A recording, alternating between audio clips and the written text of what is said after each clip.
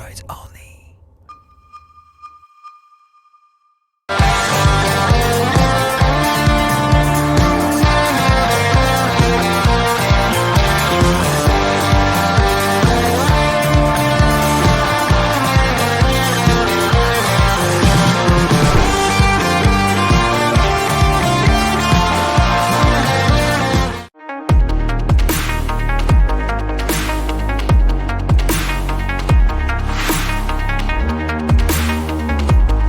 Salut les amis, aujourd'hui on va faire du scooter, mais pas n'importe quel scooter, puisque vous avez là en face de vous le Dragster de chez Italjet. Perso, ça fait 3 ans que je le regarde dans tous les sens cet engin-là et que j'ai envie de l'essayer.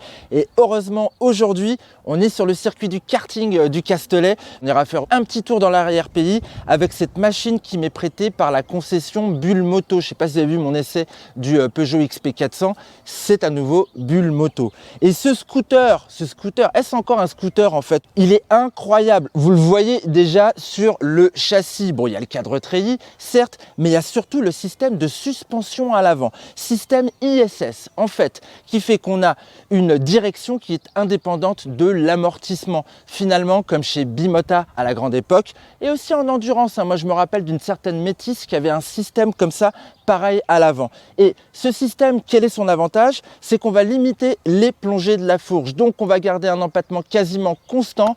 Et ça devrait être intéressant. Et puis, on a des petits trous, 12 et 13 pouces, mais il y a du matos incroyable là-dessus. Vous avez vu?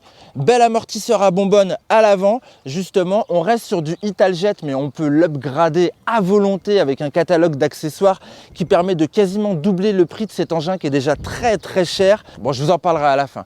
Bon, là, je l'ai en 125 cm3. J'ai 12 chevaux et demi pour 10,5 Nm de couple, c'est pas de la folie. Bon, il y a une petite variation mâle aussi pour l'optimiser, c'est pas bien méchant, mais il existe également en 200 et en 500 cm3. Dragster, c'est pas nouveau en fin de compte, comme Italjet. D'ailleurs, je vous propose un petit bout d'histoire sur cette marque et sur ce modèle qui est apparu plutôt à la fin du siècle dernier. Adrien, c'est à toi.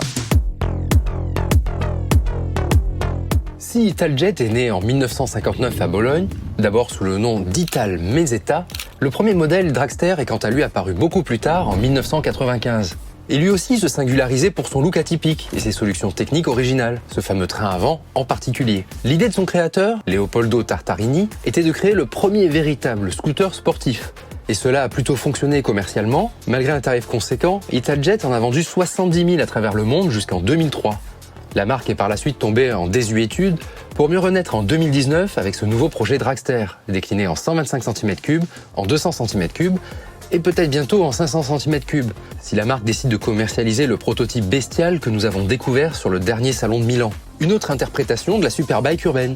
Merci Adrien, très intéressante cette idée de la superbike urbaine. Bon, maintenant j'ai qu'une envie, c'est d'aller tester cet engin. Je vais mettre le cascos. Puis c'est parti. Allez, c'est parti pour un essai de ce Dragster 125.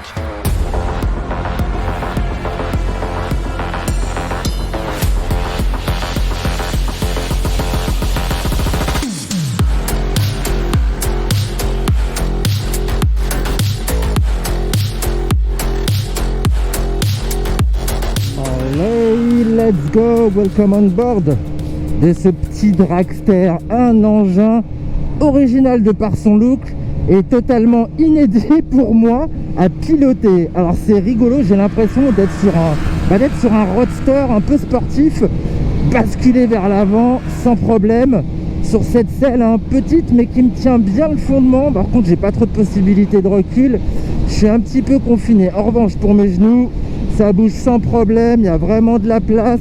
Ils ont bien fait de faire une clé comme ça parce que je suis pas du tout gêné. Ça c'est cool, tout petit guidon, c'est rigolo, et puis on peut bien se porter comme ça sur l'avant, avancer le cascos, ça c'est vraiment classe. Donc la position de conduite, elle est déroutante mais elle n'est pas extrême et puis elle reste accessible vu la hauteur de selle qui n'est pas très très haute. La seconde chose qui me déroute totalement par rapport à ce que je connais, c'est cette partie cycle et notamment la partie avant, en fait avec cette suspension là indépendante. C'est bluffant dès qu'on va attraper le frein en ligne droite. En fait, bon, voilà, hop, je vous l'ai fait en direct, il n'y avait personne derrière.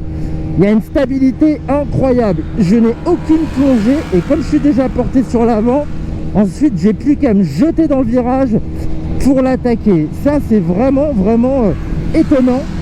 Est-ce que c'est efficace, ma bonne dame? J'ai envie de vous dire oui, parce que ça permet d'avoir énormément de rigueur tout en gardant encore de l'agilité. En fin de compte, on peut corriger très facilement, et cette agilité est d'autant plus frappante qu'on est équipé d'une toute petite roue à l'avant. On est en 12 pouces comme sur une Vespa, et avec un pneu bien large, des pneus Pirelli Angel Scooter.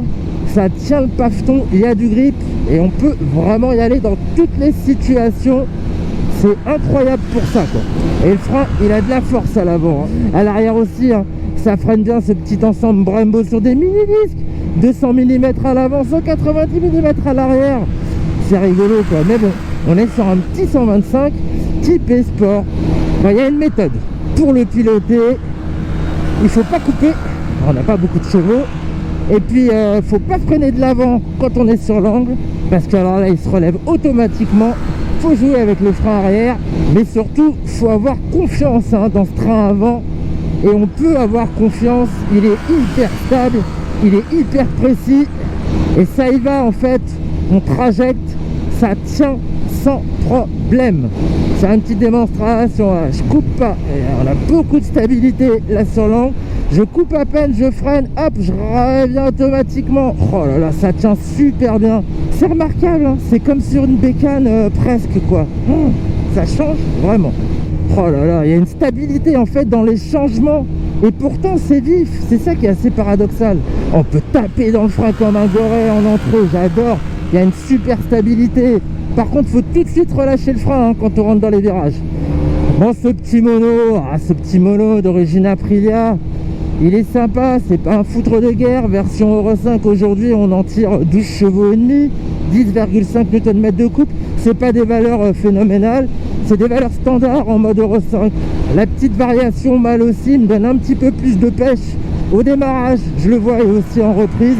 Bon, c'est le minimum syndical, mais comme on peut se le faire à la carte, ce dragster, je pense qu'en jouant après avec la ligne d'échappement, avec des galets également au niveau de la transmission, on doit arriver à avoir un petit peu plus de dynamisme. Mais bon, le mieux, si vous avez le permis bécane, c'est de passer au 200 direct. Bon, là dans l'état, ce bloc 125, il démarre bien, je trouve. Il va vite jusqu'à 90 km/h. Après, à partir de 90 km/h, il a un petit peu plus de mal à venir embrasser les 115 km/h que je vois s'afficher au compteur en vitesse maximale. Moi, j'ai pas fait de conso, les gars, parce que bon, Superbike urbaine, quoi, on s'en fout un peu. Non, bon, bah alors pour vous donner un ordre d'idée, on est entre 3,4 et 3,5 sur cet essai, mais on peut flirter avec les 3 litres sans problème, je pense, en roulant pépère. Mais on n'a pas envie de rouler pépère avec ça, on a envie de lui remettre. Et franchement, il vous le rend bien. J'adore, c'est vraiment une super expérience. Ah, essayez, hein. Ça pour moi, c'est un peu comme une Fantic Caballero sur le segment 125, ça coûte cher.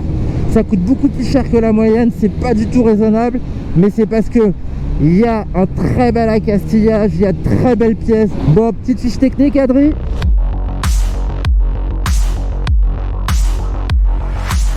Bien sûr, Mehdi, ce spectaculaire Italjet 125 embarque un monocylindre double arbre 4 soupapes à injection Magneti Marelli de 12 chevaux et demi à 9500 tours minute pour 10 Nm et demi de couple à 7750 tours minute. Son cadre treillis supporte une rare suspension avant ISS façon bimota dont le guidage et l'amortisseur sont séparés. Pour l'avant, la base se compose d'un amortisseur hydropneumatique à bonbonne entièrement réglable greffé à un bras indépendant, tandis qu'un mono-amortisseur hydropneumatique réglable soutient l'arrière. Côté freinage, la roue avant reçoit un disque de 200 mm associé à un étrier double piston signé Brembo, Brembo qui se charge aussi de l'arrière avec un étrier monopiston et un disque de 190 mm. Les roues de 12 pouces à l'avant et 13 pouces à l'arrière sont enveloppées de pneus Pirelli Angel Scooter. Allez, quelques derniers chiffres avant la conclusion. Le réservoir affiche une contenance de 9 litres, la selle culmine à 770 mm, tandis que le poids atteint 108 kg à sec sur la balance. Bon Mehdi, tu nous parles un peu des aspects pratiques ?